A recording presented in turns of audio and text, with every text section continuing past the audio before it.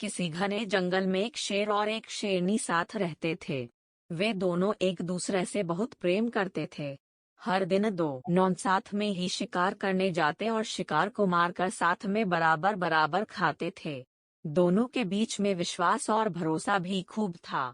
कुछ समय के बाद ही शेर और शेरनी दो पुत्रों के माता पिता भी बन गए। बदकिस्मती से एक दिन शेर को कोई भी शिकार नहीं मिला।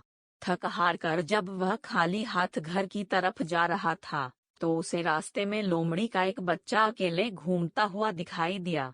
उसने सोचा आज उसके पास शेरनी और बच्चों के लिए कोई भोजन नहीं है, तो वह इस लोमड़ी के बच्चे को ही अपना शिकार बनाएगा। शेर ने लोमड़ी का बच्चा पकड़ा, लेकिन वह बहुत छोटा था, जिस वजह से वह उसे मार नहीं सका। वह उसे जिंदा ही पकड़कर घर लेकर चला गया। शेरनी के पास पहुंचकर उसने बताया कि आज उसे एक भी शिकार नहीं। रास्ते में उसे यह लोमड़ी का बच्चा दिखाई दिया, तो वह उसे ही मारकर खा जाए। शेर की बातें सुनकर शेरनी ने कहा, जब तुम इसे बच्चे को नहीं मार पाए, तो मैं कैसे इसे मार सकती हूँ। मैं इसे नहीं खा सकती है। इसे भी मैं अपने दोनों बच्चों की ही तरह पाल पोस कर बड़ा करूंगी और यह अब से हमारा तीसरा पुत्र होगा। उसी दिन से शेरनी और शेर लोमड़ी के बेटे को भी अपने पुत्रों ही तरह प्यार करने लगे। वह भी शेर के परिवार के साथ बहुत खुश था। उन्हीं के साथ खेलता कूदता और बड़ा होने लगा। तीनों ही बच्चों को लगता था कि वह सारे ही शेर हैं। जब वह तीनों कुछ और बड़े हुए, तो खेलने के लिए जंगल में जाने लगे। एक दिन उन्होंने वहां पर एक हाथी को देखा। शेर को दोनों बच्चे उस हाथी के पीछे शिकार के लिए लग गए। वहीं लोमड़ी का बच्चा डर के मारे उन्हें ऐसा करने से मना कर रहा था, लेकिन शेर के दोनों बच्चों ने लोमड़ी के बच्चे की बात नहीं मानी और हाथी के पीछे लगे रहे और लोमड़ी का बच्चा वापस घर पर शेरनी माँ के पास आ गया। कुछ देर बाद जब शेरनी के दोनों बच्चे भी वापस आए, तो उन्होंने जंगल वाली बात अपनी माँ को बताई।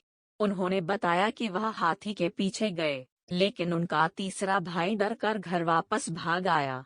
इसे सुनकर लोमड़ी का बच्चा गुस्सा हो गया। उसने गुस्से में कहा कि तुम दोनों जो खुद को बहादुर बता रहे हो, मैं तुम दोनों को पटकर जमीन पर गिरा सकता हूँ। लोमड़ी के बच्चे की सुनकर शेरनी ने उसे समझाया कि उसे अपने भाइयों से इस तरह की बात नहीं करनी चाहिए। उसके भाई झूठ नहीं बोल रहे, बल्कि वे दोनों सच ही बता रहे हैं। शेरनी बात भी लोमड़ी के बच्चों को अच्छी नहीं लगी। गुस्से में उसने कहा, तो क्या आपको भी लगता है कि मैं डरपोक हूँ और हाथी को देखकर डर गया था? लोमड़ी के बच्चे की इस बात को सुनकर शेरनी उसे अकेले में ले गई और उसे उसके लोमड़ी होने का सच बताया। हमने तुम्हें भी अपने दोनों बच्चों की तरह ही बड़ा किया है, उन्हीं के साथ तुम्हारी भी परवरिश की है, लेकिन तुम लोमड़ी वंश के हो और अपने वंश के कारण ही तुम हाथी जैसे बड़े जानवर को देखकर डर गए और घर वापस भाग आए। वहीं तुम्हें दोनों भाई शेर के वंश के हैं, जिस वजह से वह हाथी का शिकार करने के लिए उसके पीछे भाग गए। शेरकनी ने आगे कहा कि अभी तक तुम्हारे दोनों भाइयों को तुम्हारे लोमड़ी होने का पता नहीं है। जिस दिन उन्हें यह पता चलेगा वह तुम्हारा भी शिकार कर सकते हैं।